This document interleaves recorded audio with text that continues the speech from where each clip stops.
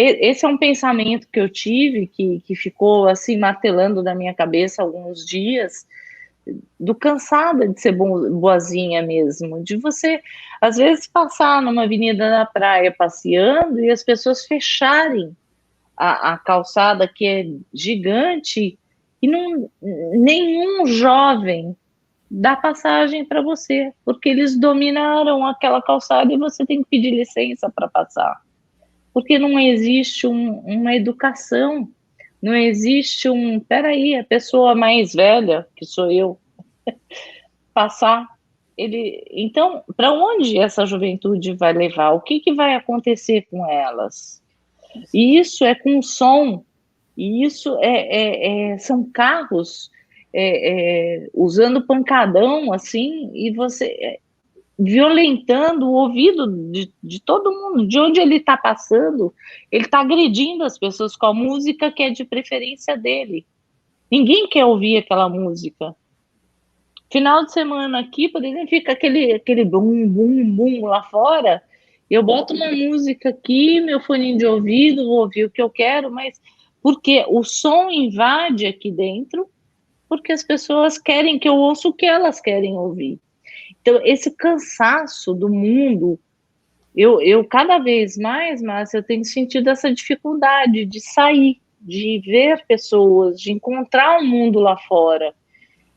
Você fica com certo receio, porque não sei se a idade vai dando isso para gente um pouco. A idade não, mesmo. Mas acontece que o problema não é nem a idade, sabe? Eu acho que categoricamente é a falta de respeito e a falta de educação que as pessoas... É muito nítido isso, né?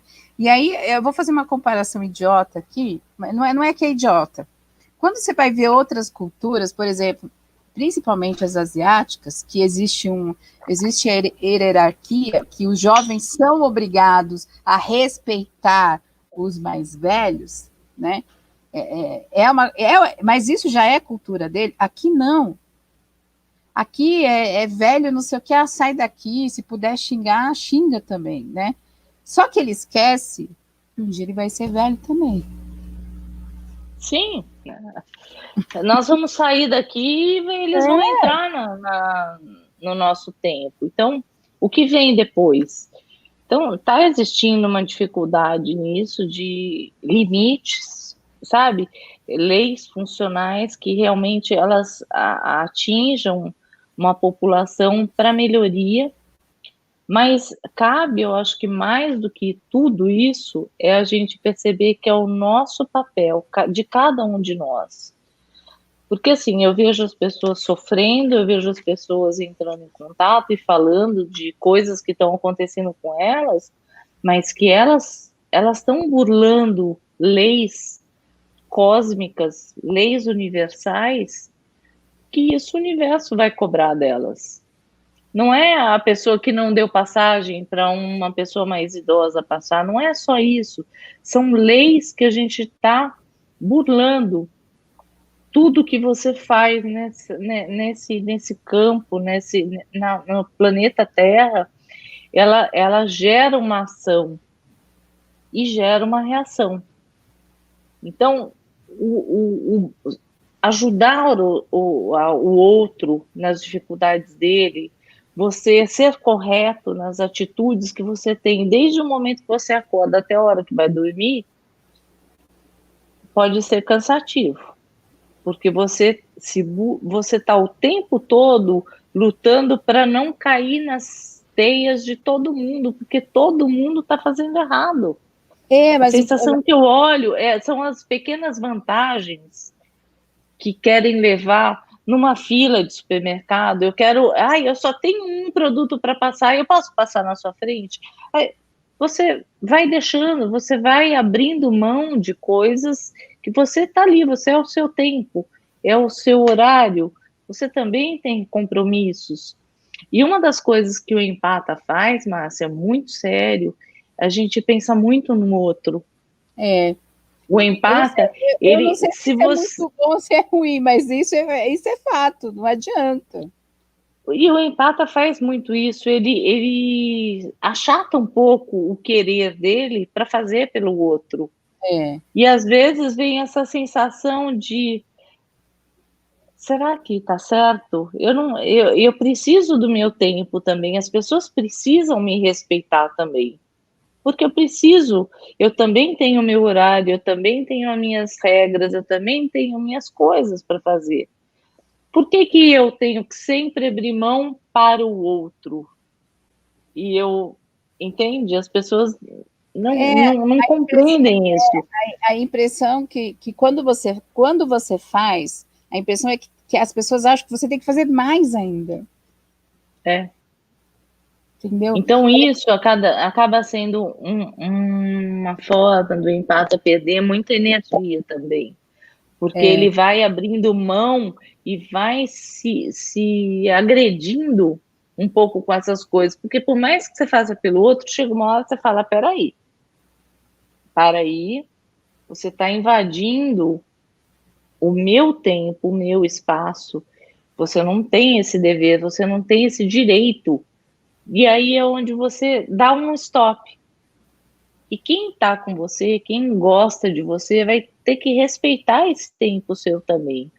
Vai ter que entender que não é da maneira que elas querem, né? Você não está ali, 24 horas por hora, né, do dia inteiro para salvar todo mundo. E, na verdade, eu acho que, assim, já aconteceu isso comigo, por exemplo, na Rádio Remix, que eu sempre estou recebendo pedido de ajuda todos os dias. Uhum. Mas, o que acontece? Não tenho que ajudar todo mundo. Eu queria até, mas não é possível fazer isso. Eu falo, Márcia, quando você ajuda, você tem que ter um limite. Porque senão você vai doar. Se você pegar, eu cito isso como exemplo, se você pegar todo o dinheiro que você tem e sair distribuindo, você não vai ajudar as pessoas. Você vai ser mais um que vai precisar de ajuda. Não vai. Então você precisa ter o equilíbrio, sabe? E eu sempre digo isso, Márcia, quando você lesa alguém, a conta chega. Sempre vai chegar, mais cedo ou mais tarde você vai ter que pagar a conta, não vai ter jeito. Ela chega, e chega em forma de pedágios. Pedágios de coisas que nós burlamos. Nós também, Márcia, ninguém aqui é santo, não, gente. Não, a gente também erra. As pessoas acham a gente erra, as ações do dia a dia, eu acho que é essa consciência que a gente tem que ter no nosso dia a dia. Puxa, eu vou fazer alguma coisa que vai prejudicar alguém? Esse é um dos pensamentos que a gente tem quando vai ter uma ação. Se eu fizer isso, eu vou prejudicar alguém com essa ação minha? Porque se for prejudicar alguém, você não faça, porque a conta vai chegar. E a conta chega, às vezes, não só para a gente, chega através da gente para nos atingir, ou por filho, ou por marido, ou por mulher, ou por pais, ou ela chega, ela vem cobrando, ela vem como um roldão assim para passar um rolo compressor em cima de nós. Então, quando a gente fala, às vezes, a vida apertou, a vida dá uma apertada na gente, feia, e aí, se você parar para pensar, você está devendo para o universo e essa conta está sendo cobrada. Tenha certeza disso. Você prejudicou alguém e essa conta está chegando para você.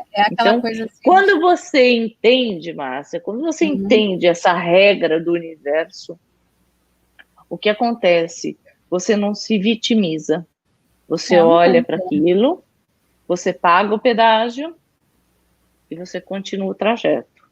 Procurando limpar todos os karmas, todas as burladas que você deu na vida, para que a sua conta lá na frente ela não venha cobrando tão violentamente. Talvez ela cobre menor. Então, quando vem um pedágio para mim, e olha, chegam os pedágios, hein? Chega pedágio de montão para mim. Chegam pedágios que eu falo assim, meu Deus, o que aconteceu? O que eu fiz para esse pedágio estar sendo cobrado agora? Pago o pedágio. Quando eu pago o pedágio, continuo fazendo as minhas coisas e entendi qual foi o recado do universo, fica muito mais suave. Agora, quando eu fico, meu Deus, por que isso aconteceu comigo? Ai, como eu sou uma vítima, ai, como... Entendeu? A coisa então fica você chora muito e fala pior, assim, porque você dá um Deus, volume no é, problema aí você fala, Deus gigante. não merecia isso. Você fala, peraí, mas Deus não tem nada a ver com isso. Não tem. Não tem, A é conta você. chega para você. E não só, Márcia, nesta vida. Ela chega de outras vidas também. A gente está numa constante renovação, né? Hoje nós estamos aqui, você como Márcia, eu como Kátia, mas a gente já foi outras tantas coisas. O problema é, o que nós fizemos lá no passado? Por que as contas estão chegando? É débito e crédito, não tem outra história. Não tem, Você, né? você usou mais do que tinha, você vai ter que pagar, a conta vai chegar. Então, quando você estiver cometendo atos que não são legais para o outro, ou para você mesmo, ou para quem seja, pode ninguém saber do que você está fazendo, pode você com você mesmo, mas o universo sabe, você sabe, bastou, a conta Acabou. vai chegar. A conta vai chegar e ela vem violenta, Márcia. Tenha certeza disso. Então, quem está ouvindo aí... O Yoshiaki Suzuki está falando. Boa noite. Yoshiaki Suzuki. Boa noite. Infelizmente, a nossa educação familiar e escolar estão falidas. Uma nação que não tem respeito com os pais e professores nunca terá progresso. Então, isso é uma das coisas que a gente precisa mudar, mas não tem que mudar nas escolas, tem que mudar dentro do lar. Tá? Tudo começa no lar. Eu dava palestra, Márcia. Então, a gente pode até reclamar, mas no fundo, a gente só tem essa escola falida justamente porque a gente não coloca parâmetros, e esses são parâmetros familiares, isso vem da educação de dentro do lar. Tudo bem que a gente sabe que a gente cria os nossos filhos, e a partir do momento que sai da sua asa, né, eles se tornam outras pessoas, porque estão com outras pessoas, sabe? Mas tem que ensinar o valor de verdade. Assim, na época que eu estudava, a gente era super amigo dos professores, a gente saía para a lanchonete para tomar refrigerante, comer lanche com o professor, tudo. A gente tinha um respeito por eles, mas eles sempre estavam ajudando a gente. Hoje não. Hoje existe uma briga, um desrespeito com o professor, com os mais velhos, entende? Então, assim, se a gente quer que isso mude, tudo começa dentro do seu lar. Não existe outro meio de mudar isso. Eu tinha, Márcia, eu dava palestra na minha época que eu fui conselheira tutelar, eu dava palestra nas escolas, falando com os jovens, com os adolescentes, e depois eu fazia palestra com os pais. Falando exatamente isso. Os pais delegaram aos professores e às instituições o papel de educadores que é o papel dos pais e não dos educadores. Eles vão ensinar matérias, eles vão ensinar física, geografia, eles vão ensinar a matéria, mas não a educação. A educação se perdeu dentro do lar. E o que os pais fizeram, e que essa pandemia trouxe à tona, que cada pai e mãe cuide dos seus filhos, eles estão vivendo um verdadeiro caos, porque eles estão tendo que conviver com os seus filhos diariamente, 24, 48, e assim vai. Então, hoje, eles estão vendo o quanto um professor e um educador tem que aturar dentro de sala de aula. Eu cheguei a ouvir pessoas falando com professores para o professor calar a boca. Então, aonde vai parar a nossa instituição se não existe o respeito que existia antigamente, que chamava um professor de mestre? Existia um respeito. Então, onde vai parar a educação? Então, tudo isso, o educador hoje é uma pessoa que precisa receber prêmio Nobel, porque não está fácil viver dentro de uma sala de aula, pela falta de respeito que está existindo.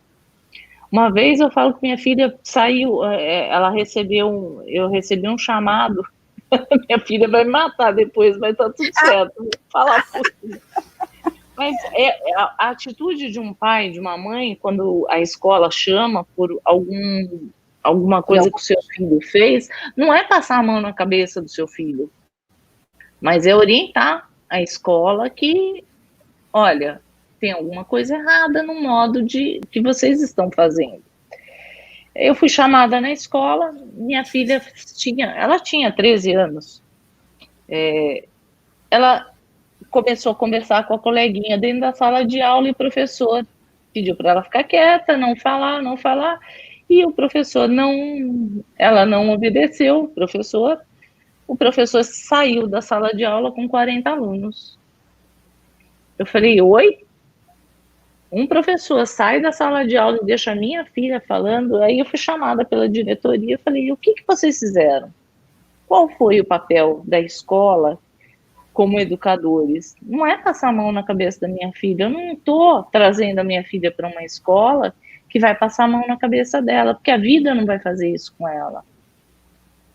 Então, se vocês agem desta forma, a minha forma vai ser tirar ela dessa escola, porque ela não está preparada para educar a minha filha como precisa ser educada. Na minha casa, eu dou ordem e ela tem que obedecer.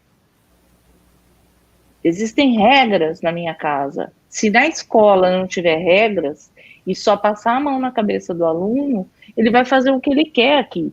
E é o que aconteceu com a instituição educacional como um todo. As crianças e adolescentes começaram a mandar nos professores. E os professores recebiam ordens para que eles não poderiam debater com as crianças. Então, não é por aí. Tem muita coisa errada acontecendo nessa forma de ensino. Então, talvez tudo isso esteja aí para existir um repensar da sociedade, o que nós estamos fazendo com essas crianças, o que nós estamos fazendo com elas. Então, está errado, tem que rever, o sim. Professor, na verdade, ele está lá para ensinar a matéria, olha... Educar é papel dos pais. Gente, eu lembro quando eu era pequena que eu também era terrível. É aquela coisa de você ir pela cabeça dos outros. Eu lembro que na hora do recreio, a gente começou a jogar lanche do recreio em cima de uma laje lá. E é lógico que eu fui parar da diretoria, né? Minha mãe foi chamada, eu assinei o livrinho lá, né? Gente, é coisa de criança, mas eles tinham uma atitude de falar, olha, você tá, amanhã você não vem para a escola, mas não é porque você não vem para a escola, você vai ficar em casa, você não ia ficar e você não podia assistir televisão, você não podia fazer nada, a não ser as obrigações que a mãe falava para você fazer dentro de casa, então não era feriado para você não ir para a escola. Sabe? A gente entrava de avental na escola, com carteirinha, identificação. Hoje em dia, o pessoal pula o muro da escola, sabe? Não tem... Tá complicado mesmo. O controle das coisas. Mas por quê? Porque os pais não são aquelas pessoas que ajudam a escola a se tornar uma escola melhor. Não adianta a gente falar dos governos aqui se a gente não faz a nossa parte. Por isso que